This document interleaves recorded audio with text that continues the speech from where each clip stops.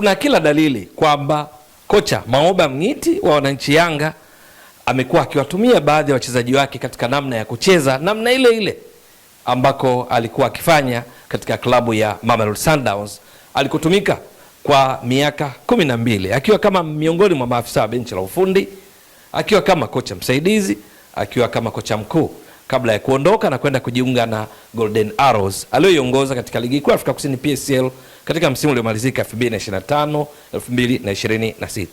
Ndio. Na miongoni mwa wachezaji hao moja kwa moja anaonekana na namna ambavyo ameimarika na kutegemewa mno na kocha Maoba Mng'iti katika siku chache akiwa ndani ya Yanga ni pamoja na mchezaji wa kimataifa kutoka Jamhuri ya Kidemokrasia ya Kongo, Shadrack Isaka Boka, ambaye inafahamika wazi nafasi yake ni beki wa kushoto wa Yanga. Katika mfumo wa Yanga mara kwa mara baada ya golikipa kuwa na walinzi wanne, viungo wale ukabaji, viungo watatu ushambuliaji, mshambuliaji kinara mmoja, katika mabeki wanne yeye Boka huwa upande wa kushoto, nafasi ambayo hupishana na Mohamed Hussein Shabalala. Lakini tangu atoe Maoba Mng'iti katika mechi hizi za mwanzo wa msimu, tayari ameonekana kumtumainia zaidi Shadrack Isaka Boka, akicheza kwa namna ambayo inafanana mno na Aubrey Modiba, mchezaji wa kimataifa Afrika Kusini ambaye hucheza beki wa kushoto wa Mamelodi Sundowns, akiwa anabadilishana nafasi na Divine Lunga, mchezaji wa kimataifa kutoka Zimbabwe. Namna ambavyo Aubrey Modiba hucheza ndiyo ambayo huifanya Mamelodi Sundowns kuonekana kana kwamba katika mechi husika inashambulia zaidi kutoka upande wa kushoto. Modiba, mchezaji wa kimataifa Afrika Kusini, cheza yake akiwa na gule yenye nguvu zaidi la kushoto, huwa muda mwingi yuko juu, ni playmaker, ni kiungo wa ushambuliaji akitokea upande wa kushoto, ingawa yeye ndiye beki wa kushoto.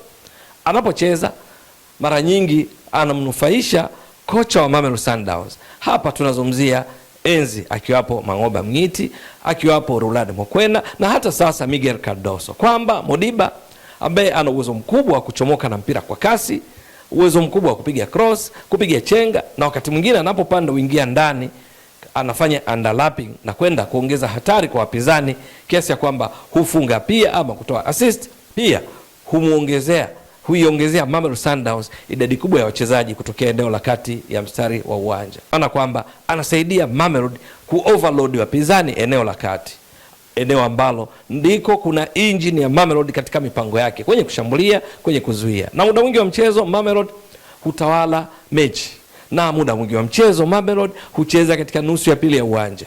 Wanaosaidia yote hayo ni pamoja na mabeki wake wa pembeni, tunazungumzia Kuliso Mudau upande wa kulia, lakini Aubrey Modiba upande wa kushoto, kwamba anapopanda, anapovuka katikati ya mstari wa uwanja hubadilika kabisa kutoka kuwa beki, anakuwa miongoni mwa washambuliaji kutokea pembeni ama kuingia ndani, kama nilivyotoka kueleza.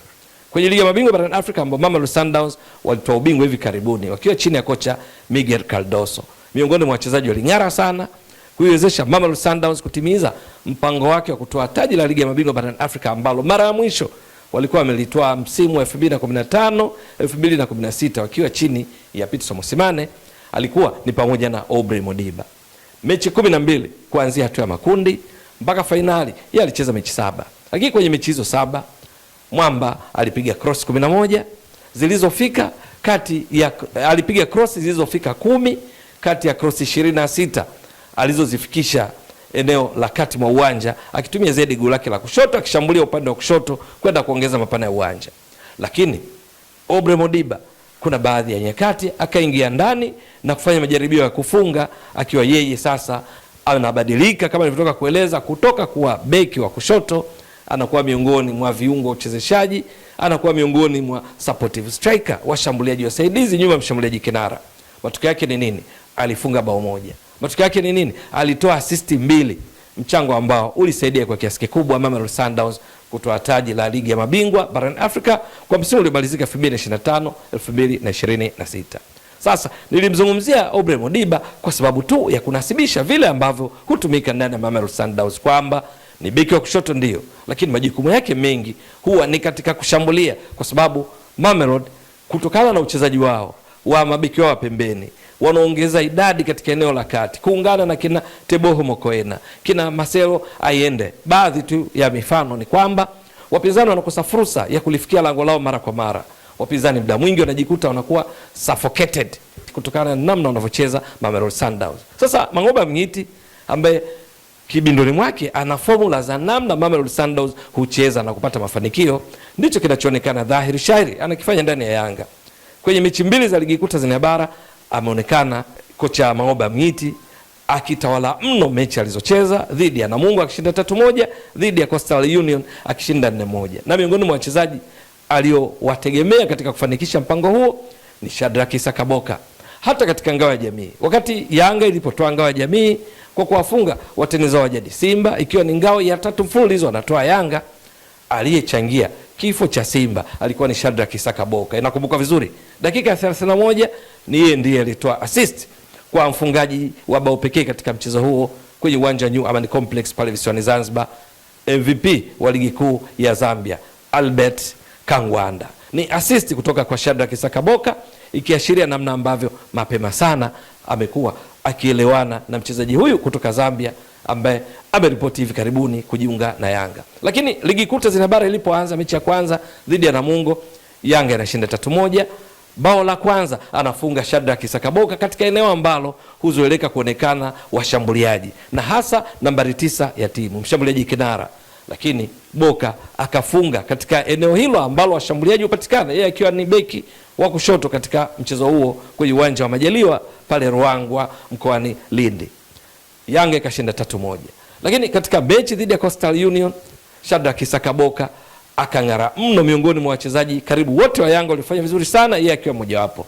Ni mechi ambayo kwenye mabao manne Shadrack Issa Kaboka alitoa assist 2.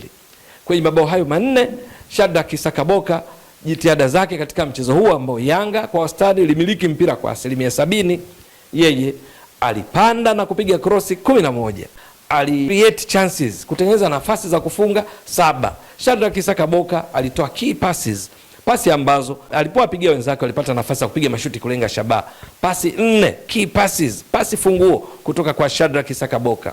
Katika dakika 52 ya mchezo huu inakumbukwa, Shadrack Issa Kaboka alikimbia kwa umbali mrefu kutoka katika eneo lao, akavuka katikati ya mstari wa uwanja, akamfikia Ali Msangi miongoni mwa mabeki wakati wa Coastal Union, akampiga tobo kali. Bahati mbaya sana kwenye tukio la mwisho, badala kupiga V pass, pasi yenye umbile V kwa wenzake ili wafunge, akataka kufanya maajabu, afunge yeye mwenyewe kutoka katika eneo gumu, mpira ambao ulipotea. Lakini ni miongoni mwa yale ambayo huyafanya vizuri sana na matokeo yake kumvutia mapema sana kocha Mang'oba Mng'iti, akifikia mahala ambapo anapofanya mabadiliko. Kwa mfano katika mechi dhidi ya Coastal Union akawaduaza Coastal Union, akawaduaza wengi wanaifuatilia Yanga, kwa sababu alimtoa Albert Kangwanda akamuingiza Mohamed Hussein Shabalala ambaye ni beki wa kushoto, huku Shadrack Issa Kaboka naye akiwa uwanjani. Shadrack akawa akicheza kama beki wa kushoto, Mohamed Hussein Shabalala akawa akicheza kama winga wa Yanga upande wa kushoto. Kwa lugha nyingine pia tunaweza kusema kulikuwa na double left backs. Nini kilichotokea? Shabalala ndiye alikuja kufunga bao la 4 katika mechi ambayo Yanga walishinda 4-1. Yote kuashiria namna gani ambavyo Shadrack Issa Kaboka tayari mambo yake yametiki ndani ya muda mfupi. Kikubwa kwake ni kuendeleza hiki bora anachokionyesha na kumridhisha kocha Mang'oba Mng'iti, kiasi ya kwamba anaonekana ni miongoni mwa wachezaji tegemeo kwa kocha Mng'iti katika kutimiza mipango yake. Yanga inateza nafasi nyingi sana za kufunga.